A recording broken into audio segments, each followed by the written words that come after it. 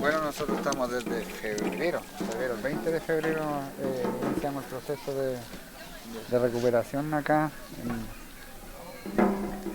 Somos una comunidad aledaña acá a esta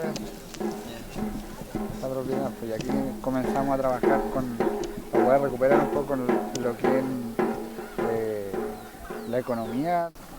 ¿Y cuántas familias son aquí? Aquí somos 35 familias. 45, Sí, bien. 35 familias que estamos continuando con este proceso, porque igual no ha sido un proceso nuevo para nosotros. Nadie tenía, como se puede decir, costumbre de estar en esta reivindicación, o sea, en estos procesos. Acá son comunidades que se han levantado ahora último, como se dice, en comparación a otros territorios. En otros territorios tienen una experiencia, como se puede decir, de años. Acá somos gente que sí tiene conocimiento de la historia, cómo fue despojado el pueblo mapuche, nuestros ancestros. Estamos todos en conocimiento de eso. Y hoy en día nació un poco la fortaleza de poder traer al presente lo que tanto han luchado nuestros ancestros. La historia nos avala que es tierra mapuche. Obviamente el Estado chileno en el transcurso de la historia se encargó con las leyes que realizaron, de maquillar todo y hacerlo un poco más difícil hoy en día. Nosotros no debiéramos estar cumpliendo con exigencias que el Estado nos pone de presentar papeles y cosas así. No debiéramos, porque la historia nos avala.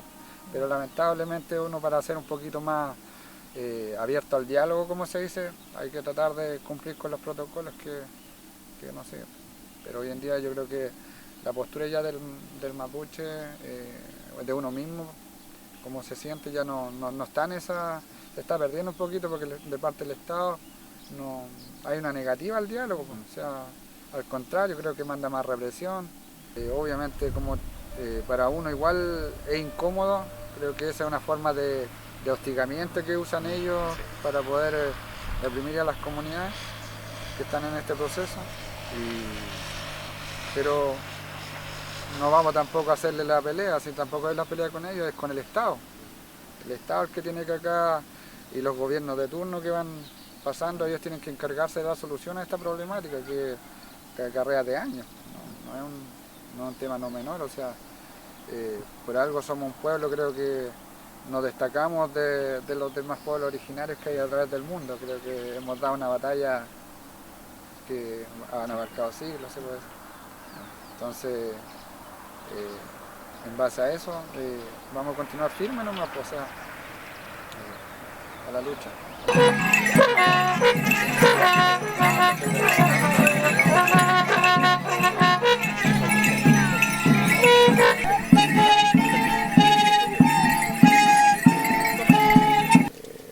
El Estado ha hecho, por decir, su plan, por decir, ha sido tan como casi perfecto, porque no lo ha logrado, por lo menos, de perder eso, pues. O sea, la gente por lo menos los peñas en su momento estaban un poquito muy individualistas, todos tratando de trabajar en su casa nomás, no mirar al del lado. Se estaba perdiendo el tema del tasquinto, los mingacos, toda esa forma de economía que se practicaban antes, pues. Y hoy en día, por lo menos, el desafío es esto, pues, poder dar fruto de un trabajo en comunidad y poder después cosechar, obviamente, los frutos que da. Y vivir de la tierra, más que nada, pues en armonía. De eso se trata. Nosotros acá estamos también dándole harto auge a poder cuidar el entorno natural, pues todo lo que es nativo, todo lo que a nosotros nos da vida. Pensamos y creemos también que todo lo que nos rodea tiene vida igual como nosotros. O sea, podemos vivir en armonía, en conjunto con todo lo que nos rodea. No, esa arveja es de arberjón, la botrillo. La botrillo, entonces esa no es. Mira, acá yo creo que nosotros vamos a ir camino a eso, a recuperar un poco también semillas que se nos han ido perdiendo. Claro. Como tenemos la arveja sinila, que es una arveja de guía, una arveja bien sabrosa, que hoy en día no se encuentra fácilmente, pues, y la gracia de esto también con los trasquintos, que la oportunidad ahora van a poder presenciar, es poder también ver eso y obviamente que vengan peñas y lamienes de otros territorios y traigan sus semillas y hacer intercambio acá. Dentro de su alimento también, es todo un tema. Todo este sector de acá era cubierto de vegetación de pitranto, como le llamamos nosotros, húmedo, toda esta zona. Y el caballero cuando llegó a tomar posesión de este terreno se dedicó a explotar porque obviamente a él le entorpecían la vegetación nativa, porque el rubro de él es la agricultura, entonces se encargó de matar toda la vegetación y en parte también secar los menocos. Al hueco ahora corre un riachuelo porque él se encargó de hacer una zanja bien profunda y después hacer drenaje. Al final el agua se fue como perdiendo y la vegetación igual. Sí. Acá nace el famoso al hueco por el sector de allá y bajaba aquí este lado, cruza para la propiedad del lado, después pasa por entre medio de las comunidades. Producto de esa acción que se cometió acá con la vegetación nativa, el caudal fue perdiéndose, o sea, bueno, también hay una influencia un poco del cambio climático que nosotros también comprendemos ese tema, que hoy en día a nosotros como pueblo también nos ha afectado, ya que nosotros nos abastecíamos del hueco y el hueco ahora como pasa seco por acción del hombre, que en este caso es lo que dejó Carlos Gutiérrez, y más lo que está pasando en el mundo, el tema de la sequía. Todos esos complementos hacen que las comunidades hoy en día se vean con déficit hídrico, o sea, no haya agua en las comunidades, las vertientes o los canales que pasaban ya no llueven. Entonces, esas son una de las cosas negativas que se pueden ver por acción de la ambición a veces del dinero. O sea, nosotros, nuestra cosmovisión, nuestra cultura es vivir en armonía, como le decía adelante, con la naturaleza. O sea, como todo tiene vida, entonces no es tratar de mirar en menos, no sé, un árbol o una planta, porque no camina, como se dice. Pero es lo que nos mantiene con vida a nosotros, o sea, si no existieran los árboles, los seres humanos creo que ya estaríamos extinguidos, porque creo que todo es un complemento para nosotros, todo es un complemento. Entonces, en base a eso, tenemos que tratar de protegerlos, porque ellos no se pueden defender. Creo que si lo pudieran, nosotros yo creo que ya no estaríamos, seríamos distintos. Me han escuchado toda esa radio, estoy agradecido de ellos porque sin ellos no podemos hacer nada, porque gracias a la comunicación, porque la otra parte nosotros siempre lo van a cerrar la puerta, pero esa es la única ventanita que tenemos. Yo tengo que aprovechar bien, hacer un llamado a todas las comunidades que están en control territorial, los que están controlando, que lo sigan haciendo, no den un paso atrás. Como otro día lo vuelvo a reiterar, si hay que reiterarlo 5, 10, 100 veces, hay que hacerlo pequeño, porque si uno da un paso falso, estos güeyes se van a reír. Por eso, sigamos controlando, yo le doy ánimo, y donde me inviten, yo allá voy a estar, voy a dar mi mensaje. Tan importante estos temas, esta conversación que estamos haciendo en recuperación territorial aquí en Manuel de Muredo, en Comapo. Aquí estamos en los antiguos calles del medio, kilómetro 18. Aquí estamos luchando nosotros para recuperar nuestro territorio, nuestros derechos, nuestros logros, para poder seguir adelante y dejar una herencia especial para los pesquiqueches de ellos.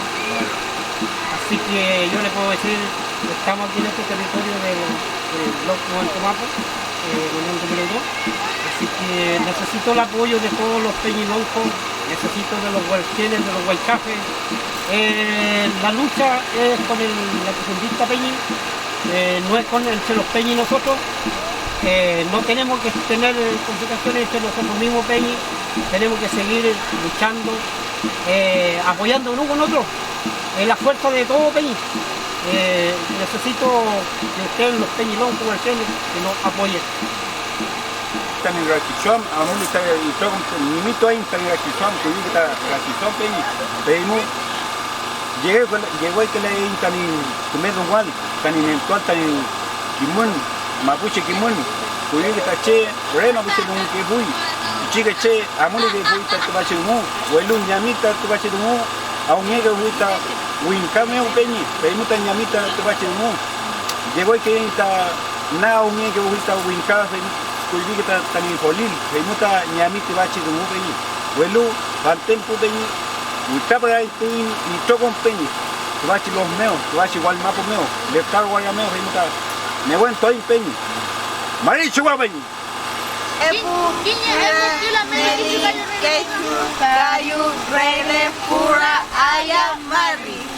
Mari, pichiqueche. Mari. ¿Cómo han pasado este día? Muy bien. Bien, ¿y qué han hecho en el transcurso del día y la tarde también? ¿Qué han hecho? ¿Qué más hemos hecho? Ustedes que viven en las comunidades, ¿cómo es vivir acá? Yo encuentro que sí, violencia sí hay, pero es parte más que todo de los carabineros de Chile y de los militares que manda el presidente. Y aquí creo que muestran una violencia muy fuerte en la televisión allá en Santiago y la gente se informa más. Una porque no encuentran terroristas, violentos y asesinos, pero prácticamente aquí a los que matan y aterrorizan son a los mapuches. Y ven solamente el lado malo porque en realidad las comunidades se juntan como hoy día a hacer trabún, a hacer villatún, a rogar por daño que mapu, Yonchen, y no solamente violencia todos los días.